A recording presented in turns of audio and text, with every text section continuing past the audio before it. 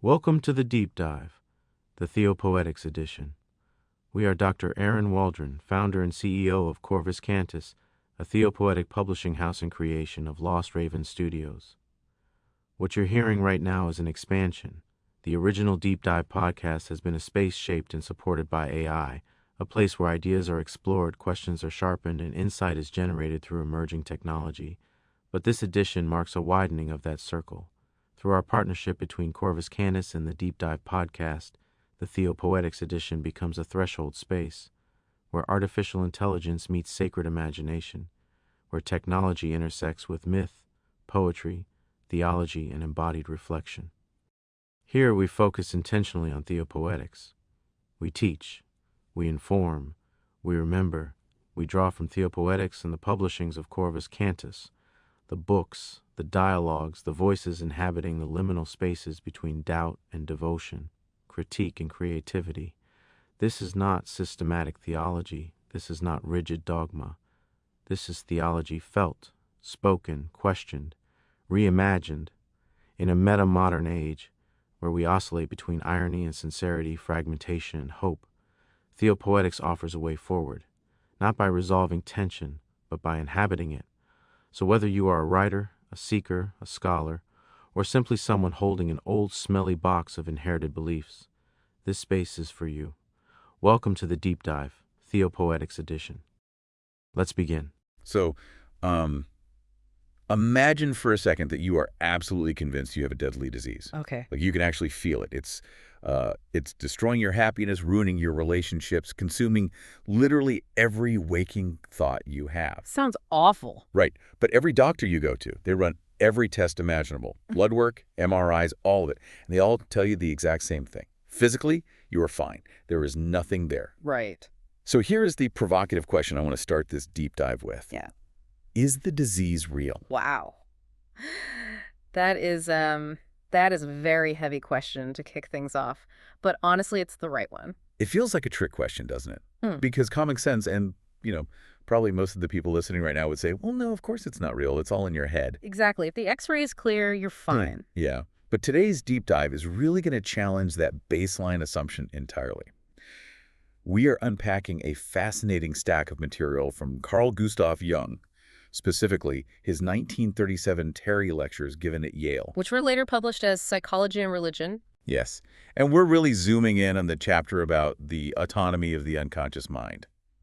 And right off the bat, I think we need to clarify our mission here today. Because that title, Psychology and Religion, it can be slightly misleading. How so? Well, we aren't discussing whether religion is true in a theological sense. Like, we aren't asking if there's a literal man with a white beard living up in the clouds. Right. Jung is taking a strictly empirical approach here. He's speaking as a doctor, a psychiatrist. He's asking, are religious ideas psychologically real? And if they are, how do they actually function in the human mind? And it's really worth noting the date of these lectures, too. 1937. Oh, absolutely. The world is just teetering on the edge of World War II. Rationality is visibly failing everywhere you look. And here is Jung standing at a podium at Yale, basically telling a room full of hard-nosed scientists that they don't understand what reality actually is. He's trying to shake them awake. And he starts with that exact patient you mentioned in the hook. This wasn't just some hypothetical thought experiment for Jung. He actually treated this guy. An intelligent, highly educated man. Yes. Who was entirely convinced he had intestinal cancer. Right. And despite multiple doctors clearing him, the man was just desperate. He knew intellectually that it was an imaginary cancer. I think he even called it a perfect nuisance. A perfect nuisance, yeah. But he couldn't stop the fear. It was completely ruining his life. So Jung looks at this patient and says something that seems to violate, every rule of modern medicine. He doesn't say, snap out of it, the tests are clear. He doesn't reassure him at all. No. He tells the patient, yes, my friend, you really are suffering from a cancer-like thing. Which, that sounds like the worst bedside manner imaginable. Bruh. Why would a doctor validate a delusion? Isn't the whole goal to bring the guy back to reality? But see, that's the pivot. Jung is validating the suffering, not the biology. He tells the patient, you do harbor a deadly evil. It won't kill your physical body because it is imaginary, but it will kill your soul. because it Oh. acts exactly like a tumor. It poisons your relationships. It swallows up your psychic existence. So in a very practical, operational sense, that imaginary thing is just as deadly as a physical thing. Okay, let's unpack this, because this right here is the absolute core of Jung's argument against what he calls the materialist prejudice. The materialist prejudice, yes. We live in this world where we think only things you can touch are real. If I can't, drop it on my foot, it doesn't actually exist. Jung completely flips that on its head. He argues that the psyche, the mind itself, is actually the only reality we have. Explain that a bit more. Well, think about it. How do you know the physical world exists? I see it. I touch it. Right. You see it, you hear it, you feel it, but those are all sensory images that have to be translated by your brain. You only ever know the outside world through your psyche. So physical existence is just an inference. Exactly. Physical existence is an inference. Psychic existence, your immediate internal experience, is the only absolute reality you possess. That is honestly, it's slightly terrifying when you really sit with it. It is. Because it implies that if your psyche breaks, your entire reality breaks. You're just trapped in a funhouse mirror. It exposes a massive human vulnerability. Because if the psyche is the ultimate reality, then imaginary dangers are real dangers. Jung makes a really bold claim here. He says psychical dangers are much more dangerous than epidemics or earthquakes. Now that seems like a bit of a stretch. I mean, earthquakes level cities and kill people. Thoughts don't usually do that. Don't they? Well, Jung points out that medieval plagues didn't kill nearly as many people as certain differences of opinion did in 1914. World War I. Right. Or certain political ideals in Russia. Ideas absolutely kill. When an idea takes hold of a population, it becomes a literal, physical, destructive force. The bombs and bullets of war start as a psychic event. Okay, that makes sense. So if an idea can be this psychic tumor that destroys a person or destroys an entire nation, the next logical question for you and me is, why can't we just control our ideas? The million-dollar question. Yeah. If it's my imagination, why can't I just decide to stop imagining I have cancer? Why can't I just, change my mindset? This brings us to one of Jung's most critical concepts in these lectures, the autonomy of the unconscious. Jung identifies this huge fallacy in modern thinking. He calls it the inventor fallacy. The inventor fallacy. Yes. We all suffer from this illusion that we are the inventors of our thoughts. We think, I made this thought, therefore I can just unmake it. And Jung says that's complete nonsense. We aren't the authors of our own thoughts. He says it's totally backwards. He asks, do you invent a physical cancer? No, it just grows. It grows on its own. Jung argues that a neurosis, or a deeply intrusive thought, is exactly the same thing. It is an autonomous growth. It happens to you. You are the victim of the thought, not its creator. And he actually brought scientific proof for this to Yale, right? It wasn't just him waxing philosophical. He talks about the association experiment. Yes, this was actually Jung's major claim to fame early in his career, before he even met Freud. It's a remarkably simple test. He gives people a list of stimulus words and just measures how long it takes them to react with the first word that comes to mind. Like word association. Exactly. I say table, you say Chair. light. Right. And for most words, your reaction is practically instantaneous. But not for all of them. Exactly. Not all of them. When a stimulus word hits what Jung calls a complex, which is basically a hidden emotional knot in your psyche, the reaction is delayed. Or the person's mind just goes entirely blank. Or they stutter. Or laugh nervously. Yes. So that delay, that split second of silence, he uses that to prove that the conscious ego isn't actually the one in charge. Because the ego wants to answer quickly and follow the rules of the test, but something else inside you steps in and says, stop. That is fascinating. It completely proves that the ego is not the master in his own house. There is something else in there. A complex that can stop you from speaking, make you sweat, make you totally forget a basic word. Jung says these complexes actually behave like secondary personalities. Which is really just a polite scientific way of saying voices in your head. In a way, yes. And this connects to human history in a really profound way. Jung points out that in the old days, if someone was acting completely out of character or obsessed, or if they couldn't control their own actions, we had a very specific way of describing that. We said they were possessed by a demon. Exactly. And today we look back on that and laugh. We think, oh, our silly ancestors believing in literal demons. But Jung is saying, don't laugh. He says, do not laugh at all.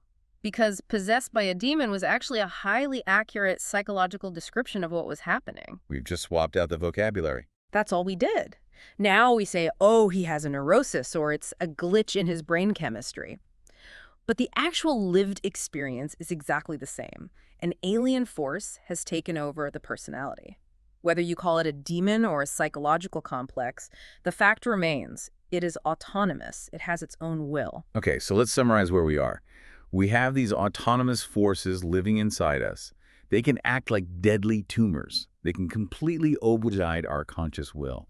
This leads us directly to the concept of religion in this text. It does. Because if our minds are absolutely full of these powerful, dangerous things that we have zero control over, we obviously need some kind of survival strategy. Correct. And this is where Jung's specific definition of religion gets so interesting. He really dislikes the modern idea that religion is just about reciting a creed or believing a list of facts. He goes all the way back to the Latin root of the word, religio. Religio. Yes. He says it originally implies a careful observation or scrupulous consideration of dynamic factors. Consideration of what exactly? Or the numinosum. Okay, let's pause. That is a massive key term for this deep dive. We need to define numinosum clearly for you listening. It's not just a synonym for God, is it? No, it's not. Jung borrows this term from the theologian Rudolf Otto. The numinosum refers to a dynamic agency or an effect that is absolutely not caused by your own will. It happens to you. It seizes you. It controls you. It is that overwhelming feeling of being in the presence of something vast and potentially very dangerous. It's the electricity in the air. It's Moses at the burning bush. It is the feeling of total awe and absolute terror mixed together. So for Jung, religion isn't primarily about morality or being a good person. It's about survival. It's humanity's evolved method for surviving the direct experience of this crushing force, numinosum. Exactly. And this is where he draws a brilliant contrast between Catholicism and Protestantism. And he's not doing this theologically. He's looking at them structurally as psychological systems. He views religious dogmas, rituals, and creeds basically as defense mechanisms. Wait, defense mechanisms? Usually we think of religion as the thing trying to get us closer to God. You're saying Jung thinks the church is actually designed to keep God away.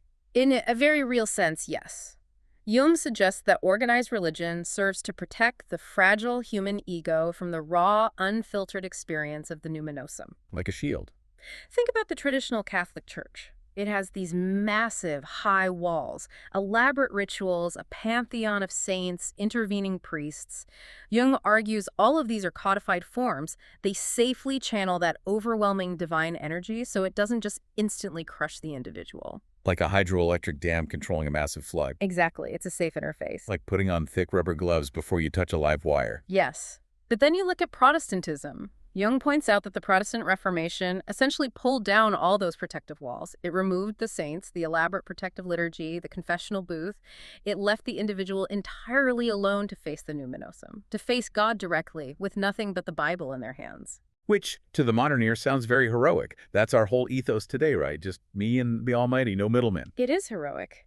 But Jung warns that it is also psychologically incredibly risky. Without those protective dogmatic walls, the individual is completely exposed. If the dogmatic fence breaks down, your mind is open to immediate personal revelation. Which sounds great until it happens. Right. While that can be deeply profound, it can just as easily lead to total mental disintegration. You can be swallowed whole by the unconscious. Which really perfectly explains why he spends so much time in these lectures talking about what he calls the perils of the soul. I found this section of the reading so fascinating because Jung addresses why modern people are so afraid of psychology. We are terrified to actually look inside ourselves because instinctively we know there are very dangerous things lurking down there. It is the ultimate fear of the unknown. Jung uses a lot of examples from his travels.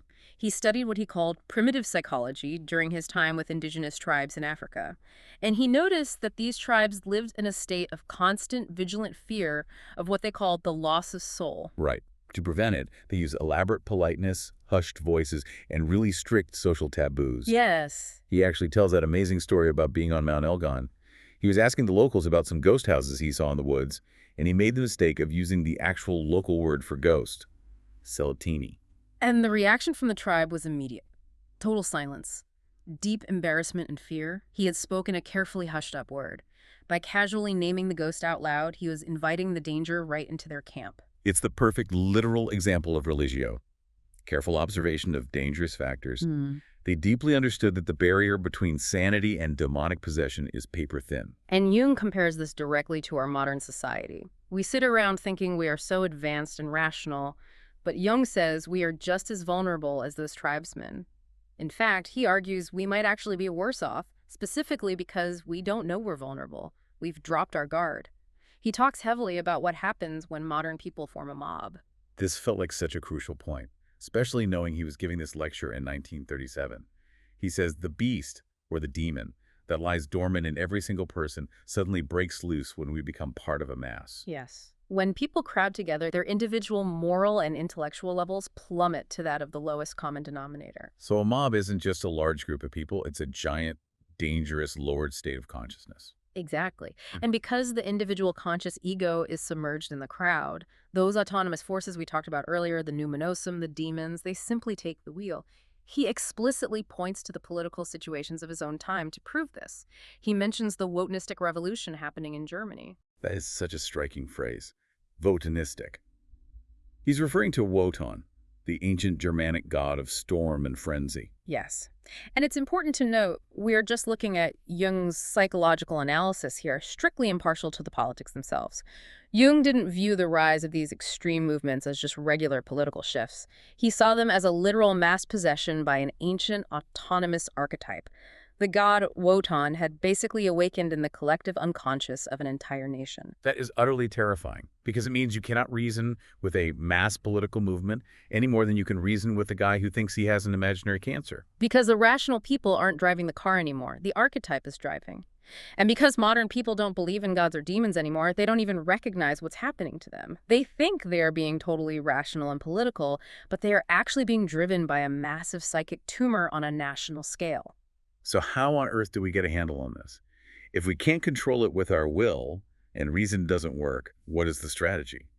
Jung seems to pivot heavily to dreams at this point. He does. Jung calls dreams the voice of the unknown, the voice of nature inside us.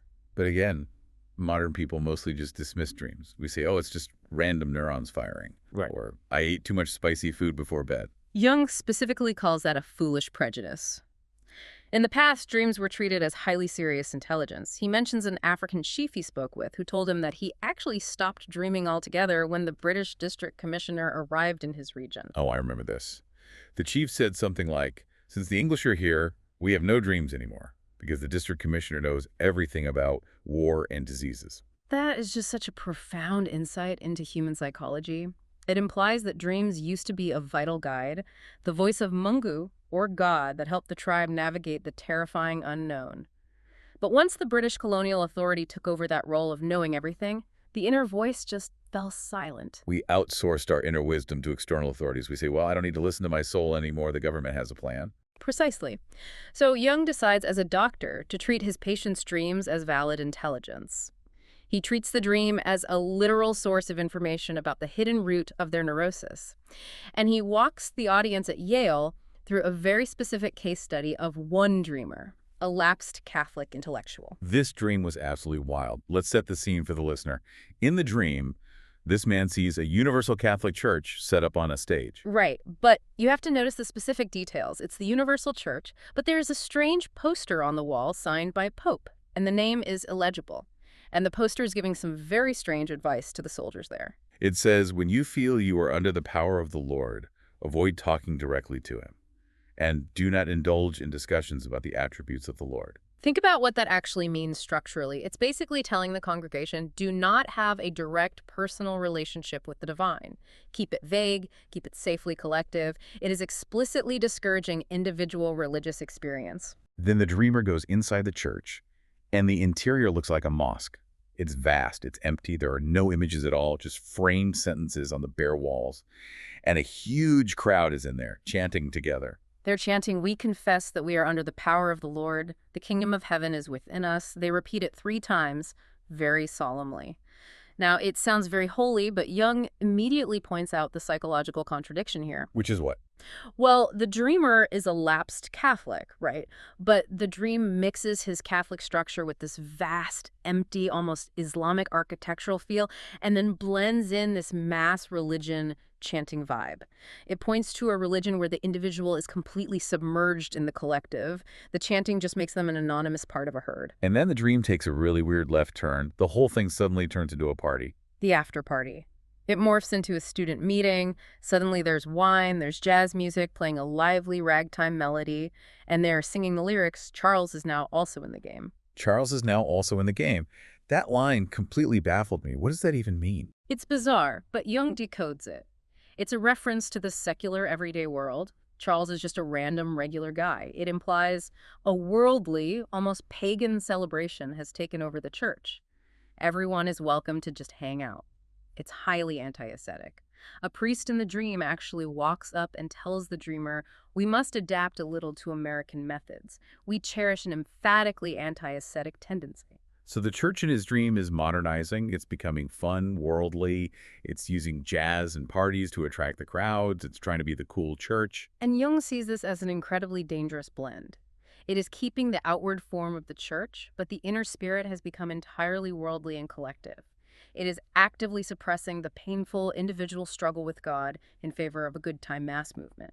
Jung calls this a blasphemous paganism disguised as religion. It's a way of avoiding the terrifying numinosum by just turning it into a comfortable social club. But there was one figure in the dream who did not like this new setup at all.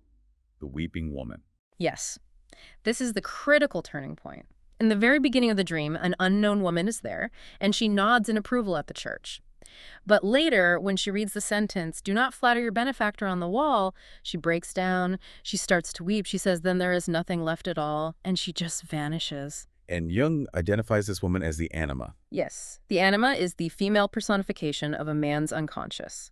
She represents his soul, his deep feeling life, and she sees the tragic truth that his conscious intellect completely misses. She sees that this empty, mass-produced jazz party religion has literally left nothing at all. Exactly. The building is there, the crowd is there, the music is loud, but the spiritual core, the actual dangerous connection to the divine mystery is entirely gone. And when his soul leaves the dreamer wakes up with a distinct feeling of relief. Relief. Why relief? That sounds completely backwards. His soul just vanished. Because the tension is gone. The incredibly difficult, dangerous task of dealing with God as an individual has been cleanly replaced by a comfortable collective party.